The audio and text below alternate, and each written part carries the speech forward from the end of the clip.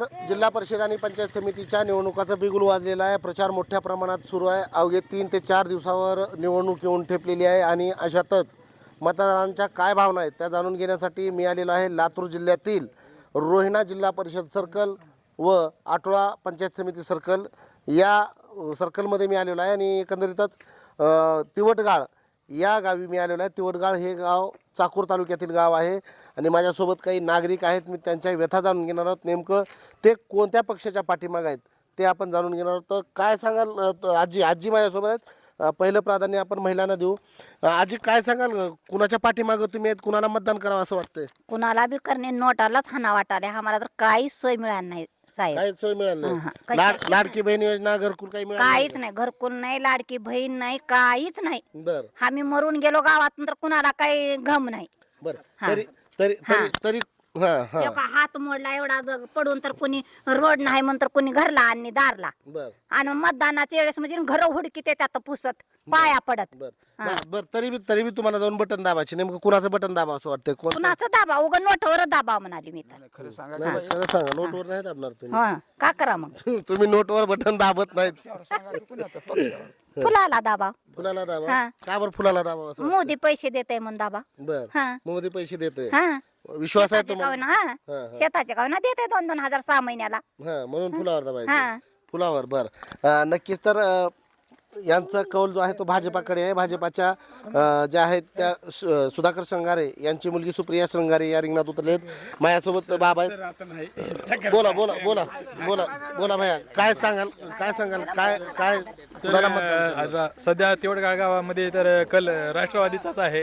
राष्ट्रवादीचे गेल्या आमदारकीला तर 90% गाव राष्ट्रवादी झालेलं आहे। एखाद्या आता गावाचा रस्त्याचा आहे प्रॉब्लेम, नाही असा नाही, रस्त्याचा प्रॉब्लेम आहे, ते आता थोडं होणार आहे सॉल्व, त्याचं आहे दिलेलं आहे साहेबांकडे, त्याचं हे केलेलं तुम्ही आहे। राष्ट्रवादीच्या पाठीमागे आहेत। हा, राष्ट्रवादीचं वाटप। काय सांगाल भैया, तुम्ही युवा मतदार आहेत, तुमच्या काय भावना आहेत, तर कुणाच्या पाठीमागे राहणार? साहेब आम्ही बीजेपीच्या मागे आहोत, कारण आज आमच्या गावाला रस्ता नाही, पाण्याची व्यवस्था नाही, लाईट नाही।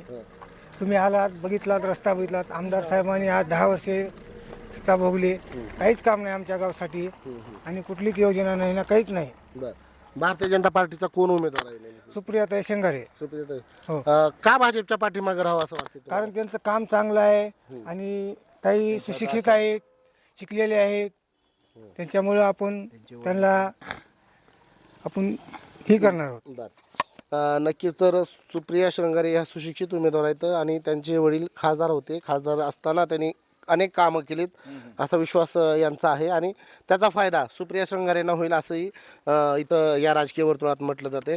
दादा काय सांगाल, काय समस्या घेऊन तुम्ही मतदानाला जाणार आहेत? नेमकं तुम्ही कुणाच्या पाठीमागं उभा टाकणार आहेत? कोणता पक्ष तुमच्या कोणत्या पक्षाच्या पाठीमागं तुम्ही राहणार आहेत? आम्ही श्रंगारताईच्या मागे राहणार आहोत। श्रंगारेताई। कोण श्रंगारेताई? सुप्रियाताई सुप्रिया श्रंगारे। बर ज्या भाजपच्या आहेत त्यांच्या पाठीमागं तुम्ही राहणार आहेत? बरं काय वाटतं तुम्हाला, सुप्रिया श्रंगारे ह्या निवडून येतील तुमच्या रोहिणा जिल्हा परिषद गटातून? 100% येतील। 100% निवडून, तुमचा कौल त्यांच्या पाठीमागच आहे? 100% आमचा मागे। बरं का सुप्रियाताई श्रंगारेच्या पाठीमागे राहावं असं वाटतं? कारण त्यांचे वडील पहिलं खासदार होते, हो हो त्याच्यामुळे आता पुढं होणारे गावातील कामे वगैरे त्यांनी पाहणी केलेले आहे। आम्ही करतो म्हणून आश्वासन दिले आहे। बाबासाहेब पहिले 10 वर्ष आश्वासन दिले, पण त्यांनी काही गेले नाहीत। चाकूरपर्यंत जाऊ जिकडून 3दा पडून 3दा उठून गाडी घेऊन जायचं सर। गावाला रस्ता नाही, गावाच्या नालीचं पाणी नाही, नालीचं पाणी लोकांच्या घरात जाते खाली, शेतानं घुसतंय, त्याला पर्याय नाही, असे गावातली आमच्या येत आहे। आता तुम्ही जाताल तर इथून तिथून तुम्हाला रोड नाही, गाडी चेंबर फुटला आहेत गाडीचे। हां बरं काय वाटतं तुम्हाला, सुधाकर श्रंगारेची मुलगी सुप्रिया श्रंगारे ह्या निवडून येतील असं वाटतं तुम्हाला? 100% हो, 100% निवडून येतील। तर सुधाकर श्रंगारे हे खासदार होते आणि घरामध्येच राजकारणाचं बाळकडू सुप्रियाताई श्रंगारे यांना दिलं गेलेलं आहे। त्याच्यामुळे सुप्रियाताई श्रंगारे यांना जास्त काही राजकारण शिकवण्याची गरज नाही। खरं पाहिलं तर पाण्यामध्ये राहणाऱ्या माशाला पोहायला शिकवायची गरज नाही, अशा म्हणीप्रमाणे यांचं मत आहे की बाबा त्याचा कुठंतरी फायदा सुप्रिया श्रंगारे यांना होऊ शकतो।